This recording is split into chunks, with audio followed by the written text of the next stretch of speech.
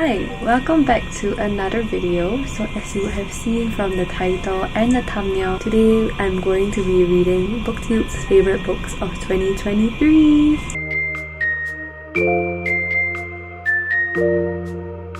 So I did the same video concept for 2022, which I will link up above for you, but essentially I will be reading my favorite booktubers' favorite books of 2023, and not just that, because each booktuber has a whole list, right? I decided to go with the ones that have the most overlaps, of which they are also books that I really want to read myself. That is the video concept, and I will cut the video now because I have started reading a book first, but that is not the book that has the least number of overlaps, if that makes sense. So you'll find out later what book I'm reading now.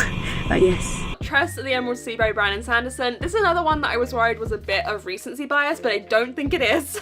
I have really contemplated and meditated on this, and I don't think it is. This book not only captures like the intensity of a Cosmere story by Brandon Sanderson, but it was also so whimsical, so magical, and so much fun, and also had fantastic humor. And I just was delighted by this book from beginning to end. It was charming. This book makes me happy just thinking about it. I think so highly of this book, and it makes me happy every single time I think about it. It's cozy fantasy, really, in 2023. It was a winner. This one is called Tress of the Emerald Sea, and this is by Brandon Sanderson. Tress of the Emerald Sea is a cozy fantasy, and I really enjoyed this. Hi!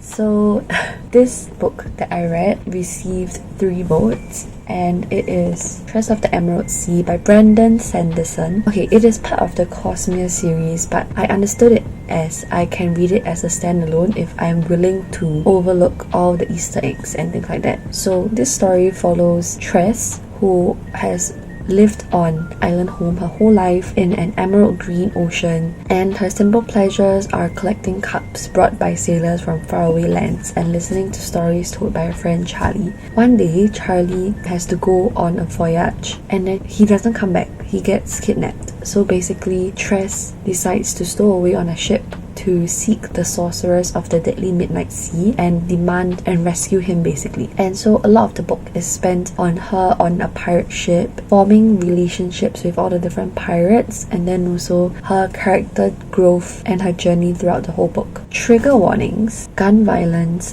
death, kidnapping, violence, confinement, blood, vomit, slavery, and war. I have to admit that I didn't read like a lot. I don't think I read any of the books in the Cosmere series apart from Elantris, which I read like more than 10 years ago. I honestly think, I'm not sure, but having read this as a standalone, I don't feel like this should be read as a standalone. All the characters were so flat, except for like maybe Huck and Hoyt. So basically what's unique about this book is that it breaks the fourth wall, in that the narrator is referring to themselves as I, and then the character also is featured in the story. But the rest of the plot was like, okay, in my opinion, too much time was spent on the ship. I was very bored and nothing really appealed to me. And then the only exciting part was towards the end, when she's finally like close to succeeding in her goal. Then you see how things play out, and then there are a few twists here and there, but that's about it. So it's like, I'm very scared to review this because it's for like a best books video, right? I'm giving it like 2.25 stars. Honestly, you can just disregard my review, okay? Because I'm just telling you how I felt when I read this. But honestly, I don't think I am the audience for this because I am not in the Cosmere. I only read Elantris many years ago. The very sad thing is, I remember when I read Elantris all those years ago, I remember the book was really good and the feeling has stayed with me throughout all the years. So when I picked Tress of the Emerald Sea up, I was expecting the same thing to happen, but it didn't. So I was like, oh my goodness. So now I'm like kind of scared to go into the Cosmere. So yeah, we shall think about that. But yeah, not the best experience so far. Hopefully the next book will be better. I'm so sorry if I offended your favorite book. Please don't be offended. Just ignore me. yeah, okay. The only reason I can tell you why this holds a special place in my heart is it really brought me back to fantasy. But I decided to pick this up because I was really just craving a fantasy book, but I wanted something fresh and something new, and people were saying that this was like Hunger Games but with vampires, and I had never been a vampire girly until this book. This book did something for me that no other fantasy book has done. I just want to thank Carissa Broadbent for stopping my streak of only reading bad romantasy books. I think this is the only one that I was really super into. The Serpent and the Wings of Night by Carissa Broadbent. And I know you're thinking, like, wasn't this like the amazing fantasy of the year? This one beat it out in my opinion. Honestly, I really think it did. I really enjoyed this. Those vibes that remind you why you love reading fantasy, like it's definitely one of those books. I just loved it so much. Hi, it's been a while since I've updated this video, and I'm actually coming on to update that I've read 2 of the books on this list, so this is gonna be quite a long clip. So the first one that I finished, I'll go in order I guess for the number of votes that this particular book received, is The Serpent and the Wings of Night by Carissa Broadbent, and it received 3 votes, and it's the first in the Crowns of Nyakshya series. So this book is really long, fantasy romance, and as I started getting into it I was a bit hesitant because it's been a while since I've read a fantasy romance, and I wasn't ready for the world building and things like that. But as I slowly started to get into the story, I was quite hooked, I would say, which was a pleasant surprise. So this is a book that's quite popular in the book community in general, but basically this book is about a vampire paranormal romance. So in this world, we follow our main character Oriah, who is human, but she was adopted by the Nightborn vampire king. She grew up in a world of vampires. Basically, everyone was trying to kill her every chance they got, and her only chance was to become something more than prey, is entering the Kajari, which is a legendary tournament held by the goddess of death, Nyakshya herself. And it's amongst all those who sign up amongst the 3 vampire houses, and to survive she has to make an alliance with a mysterious rival who is called, I don't know how to pronounce his name. Okay, I think it's Ryan, and he is a vampire, a ruthless vampire, an efficient killer, and her greatest competition. So they find themselves drawn to each other, but then there's also all the elements of the competition, how there's only one victor, things like that. So it's kind of like the Hunger Games but vampires. There are many of the trials in this tournament, and what becomes of their romance that slowly comes together, because it's kind of like an enemies to lovers kind of thing. Trigger warnings for violence, blood, death, rape, sexual assault, torture, slavery, self-harm, and death of parent. So in the end, I decided to give this 4.25 stars because I was really enjoying it in the middle. The front part I was kind of hesitant to go into it, and the end I didn't really like how the ending played out, but I guess for the purpose of the second book, to make the tension high, that's what had to happen. And I guess the author was planning for it all along right from the start, but it got a little too political for me and I didn't like how it ended, so I kind of lost the joy that I was reading it. So in the end I decided to give it 4.25 stars. I will still be reading the sequel, but I'm not as excited compared to when I was reading the middle of this book. But I can definitely see why it's a favourite for 3 of my favourite booktubers in 2023. That's what I'll say about that book. It was definitely a really emotional story, but I love a romance that is kind of a little bit more emotional, has more of a deeper level to it, and that's definitely what you get with this one, so I did like it a lot. Let's talk about my favorite romance of the entire year, the book that got me out of my slump, and that is 7 Days in June by Tia Williams. It's a really deeply emotional romance as you find out this history that has gaps on both sides. Book number 7 on this list happens to be one of the best romances I've ever read, and that is 7 Days in June by Tia Williams. This book was it was everything, okay? It was pretty much everything. This book, not only immensely emotional, but also just absolutely in love with Tia Williams's writing, where I want to read more of her work because I don't think that I'd ever read a romance quite like that. Hi, so I am finally coming on to update this video. Okay, it is gonna be a little bit weird because I messed up the order for this and didn't read in order of the votes, so this is gonna be a very jumbled up bunch of clips put together. But this is actually the last book I read for this video, but it won't be the last clip you see of this video, if that makes sense. Unfortunately, that was just how I filmed this video, but yeah, So this book that I completed received 4 votes, and that book is 7 Days in June by Tia Williams. This book is a romance. I guess I would say it's a second chance romance. Basically, we follow our 2 main characters, Eva and Shane, who are both writers, and when we first get introduced to these characters, they are grown up already. Eva is a single mom and a best-selling erotica writer, and Shane is a reclusive, award-winning literary author. They unexpectedly cross paths again at a literary event, and sparks fly, and that's when we get reviewed their history with each other and their whole, how they were like when they were younger, and what happened between them all those summers ago in 7 Days in June. They reconnect in present time over the next 7 days, and the story develops from there. So for this one, I found that the writing was really, really good, and I could definitely tell that from within like the first few pages of the author's writing. And this book also explores Eva's chronic migraine disability, as well as struggles of being black in general. It dealt with all these kind of complex topics. So it's definitely not your typical fluffy romance, and it's so much more than that. But I struggled to really connect with the characters, or like even feel that, oh, this is a very favorite book for me. And what they were like as teenagers in those 7 days is really, really intense. Like there's a lot of drugs going on, a lot of alcohol involved. They're just basically very traumatized kids, and I don't really work well with second chance romances, but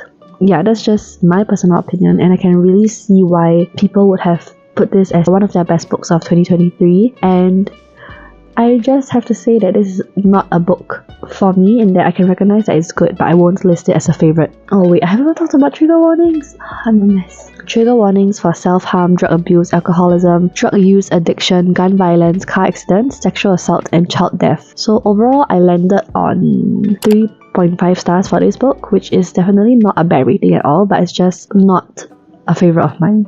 So that's all I'm gonna say for this book, and yeah, for you it will be on to the next clip. This book was so surprising and so juicy and exactly what I needed at the exact time that I read it. It's so creepy. The entire book just leaves you feeling totally unsettled, and as things carry on, it becomes like less believable but also more believable. It's so twisted. It's so juicy. It's so... Lisa Jewell is a thriller queen for me. Like, I do tend to love Lisa Jewell's books, but I think this one has to be one of my top favorite books from her, which is so wild, you know, because she's been publishing thrillers now for so many years, and you would think that she's out of ideas, but no, she's not. My 2 favorite thrillers of the year definitely were None of This Is True by Lisa Jewell, as well as The Chalk Man by CJ Tudor. None of This Is True made me feel really gross and like unsettled the entire time, but like in the best way. Like I was so intrigued every single page. And this one I absolutely loved. So I guess that's a testament to giving authors second chances if you haven't liked one of their books previously, and the second you think you're starting to understand, you actually don't. And I loved it. This is my favorite thriller of the year by far. And then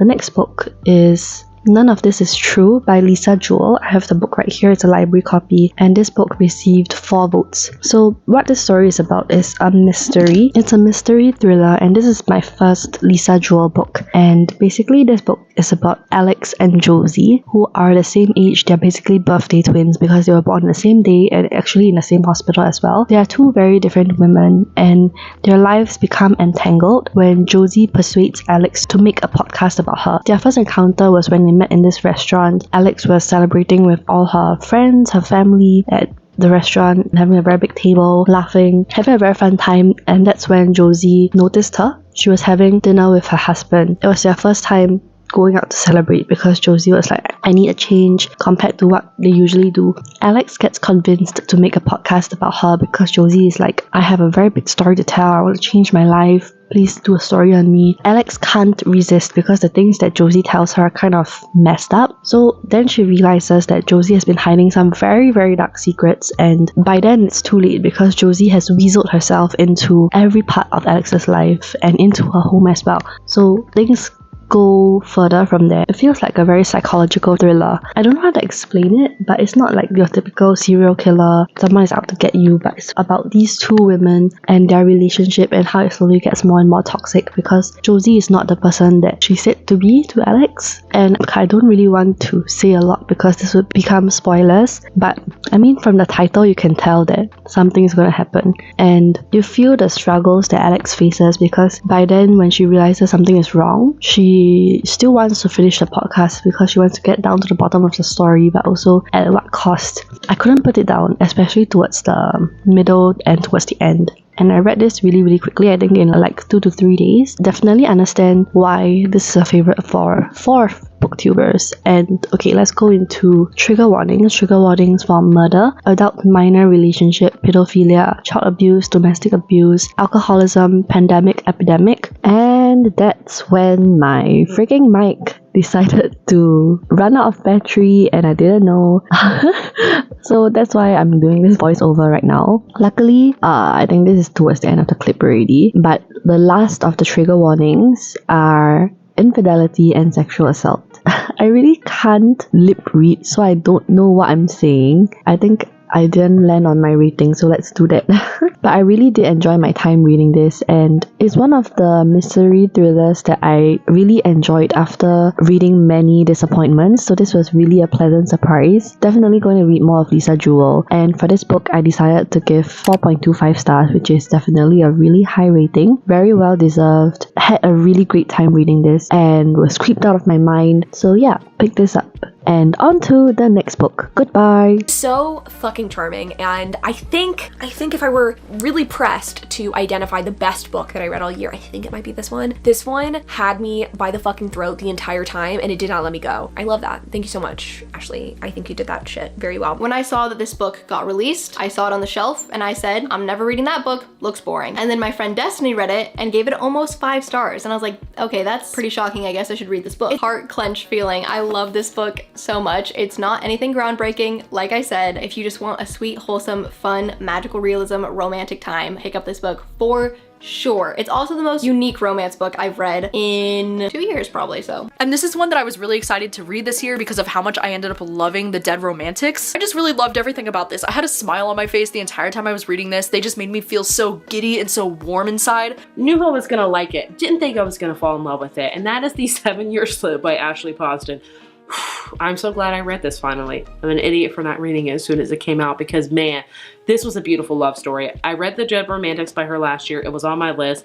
This one takes the cake. Like, it is an amazing one. If you want a sweeping romantic love story, this is the book for you. Okay, filming out of order again because my library hold was due, but this next book that I finished was The 7-Year Slip by Ashley Poston. I would have already included the clips of all the booktubers who listed this as their favorites of 2023. What this story is about, it's about Clementine. Something happened to her, so basically she has a really close relationship with her aunt, but one day she discovers that her aunt has passed away and she inherits her aunt's apartment, of which she has spent a lot of time with her aunt in the apartment growing up. A lot of the book is on her grief with the fact that her aunt has passed away, someone who was very important to her. One day she finds a strange man standing in the kitchen of her late aunt's apartment, and that's when she remembers something that her aunt mentioned to her like quite some time ago, is that this apartment is magical and that sometimes your paths cross with the person who was staying in this apartment 7 years ago. So that was what happened, and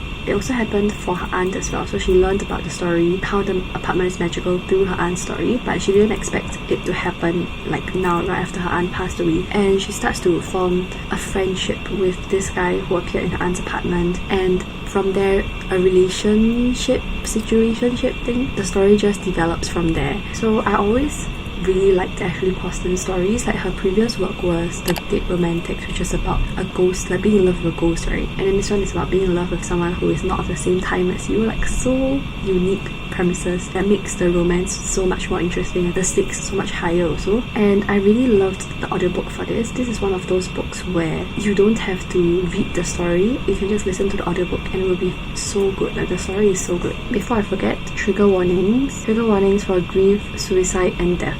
I really liked their chemistry the moment they started to talk to each other from the first time. The guy is Iwan, who appeared in the apartment, and I was just like, oh, I love their interactions so much. The writing is so good. The plot is so interesting. Particularly for this, right, other than the fact that the audiobook is good, you have to read the author's note. Like, that was the moment where I decided to bump it up to what I will tell you now. I decided to give it a 5-star because the audiobook was so good, and also because the author's note was so touching, and the story is something that is very close to the author's heart.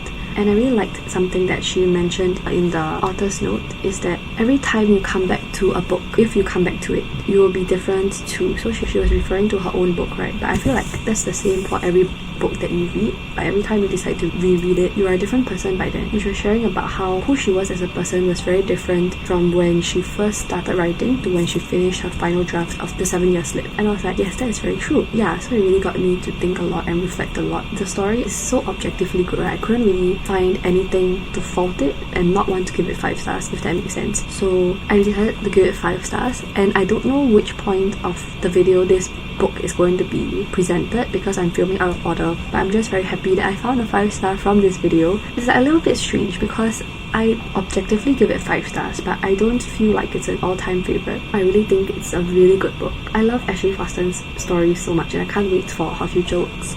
So yeah. I would like to say that the time slip thing is quite smart because it's like the only person that's changing is Iwan, because when she first met him he was 7 years younger.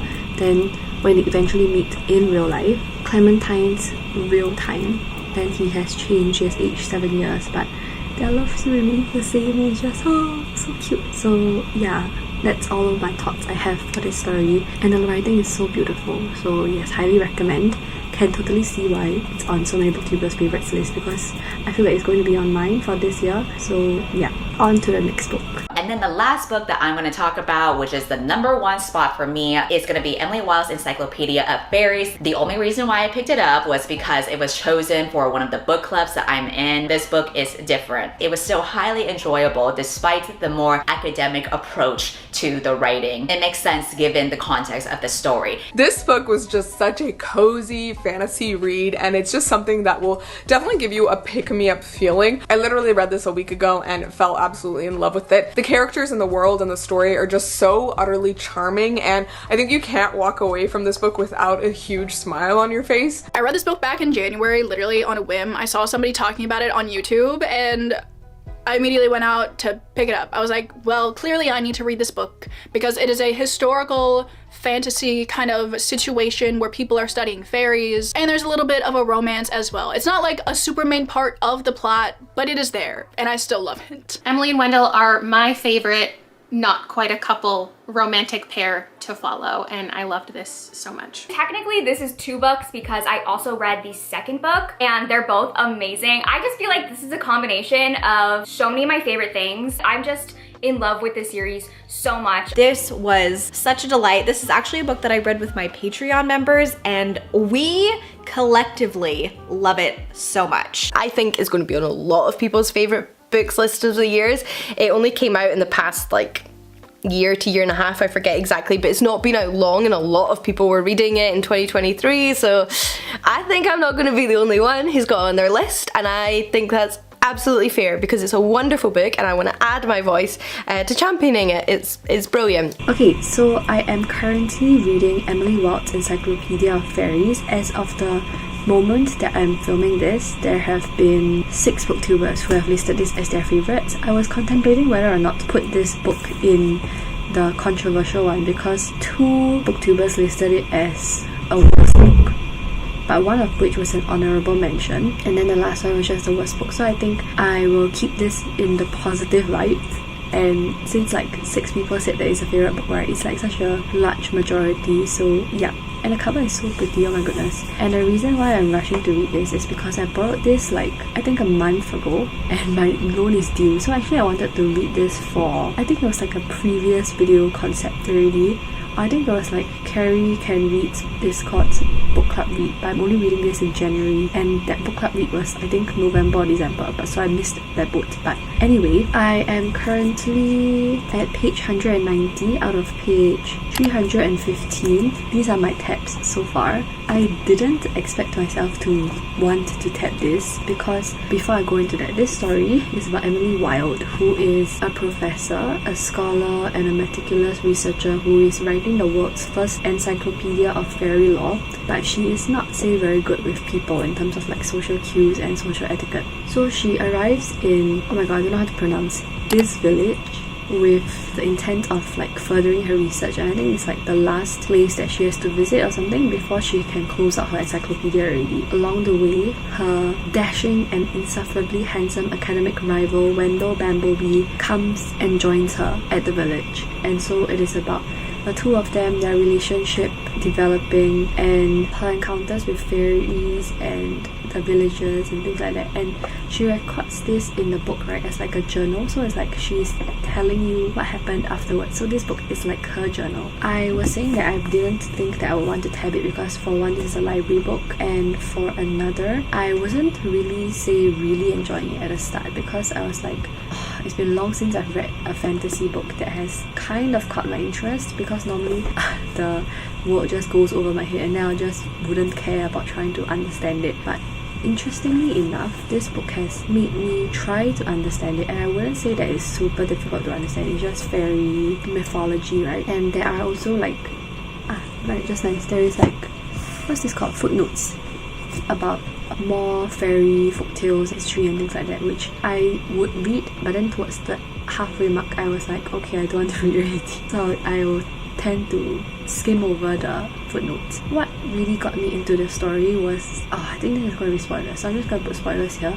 What really got me into this story was her relationship with Bamblebee, and how Bamblebee he's a very interesting character. He's very funny, he's very charming, but Emily can't stand him, or like that's what we believe until like the book progresses, right? And then it's like their relationship with each other is so cute. So mostly I tapped green for funny for Bumblebee, pink for romance. So yeah, it's like quite cute. And I don't think this would be a 5-star because of like things I said in the beginning, right? Like how I wasn't really interested at the start. It was okay, like better than other fantasies that I've read lately, but not a 5-star. So I think this will come out as a 4-star, but I just wanted to give my preliminary thoughts first and then update again once I'm finished with this book. I might update after I have already returned the book to the library because it's literally due tomorrow, so I wanted to at least show you the beautiful book here first. So yeah, one last time in its glory.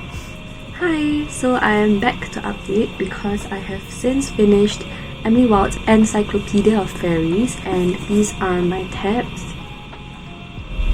Okay, so I will go into trigger warnings first as always. Trigger warnings for kidnapping, blood, injury, violence, animal death, and death. So in the end, I decided to give this 4 stars because I feel like this was a very cozy fantasy, except for like something that happens towards the end. And as I mentioned before, I really liked the relationships that developed in this story, particularly the romance in here. So this is the first book in a duology, I believe, so I am very excited to then move on to read the second book.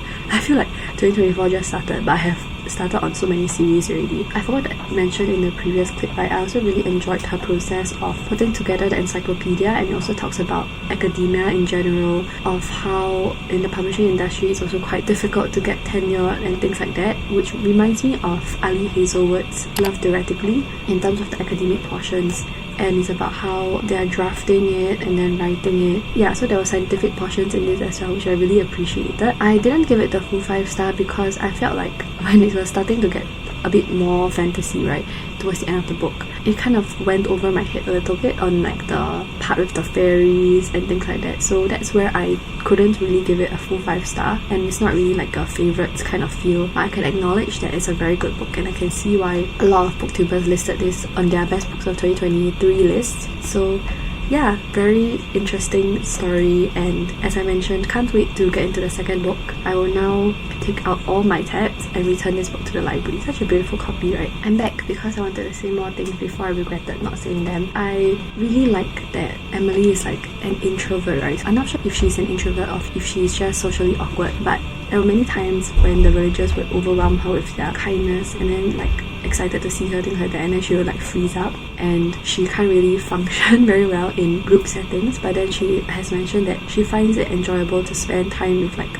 2 to 3 people from the village compared to the whole tavern, for example. And I was just like, yes, that is me. I'm such an introvert, socially awkward also. And the fact that Bumblebee just loves her for who she is, and he doesn't try to force her to go to the tavern, for example, where he is obviously a very charming person and he can charm everybody there. He would rather like spend time with Emily in their cottage and not pressure her to do anything that she doesn't want to do. And then when Emily would ask him like, oh, you can just go down to celebrate them at the tavern, I'm fine, and then he'll be like, why would I like to spend time with you. And I was just like, oh. No matter what Emily tells him to do, he would like do it begrudgingly but do it anyway. And it's just like, oh my god, it's so cute. He has just been pining for her this whole book, and he even mentioned himself, like when he asked her to marry him, he was like, it's okay if you reject me, I mean, I've been pining all this time, I kind of enjoy it anyway. And I was like, huh?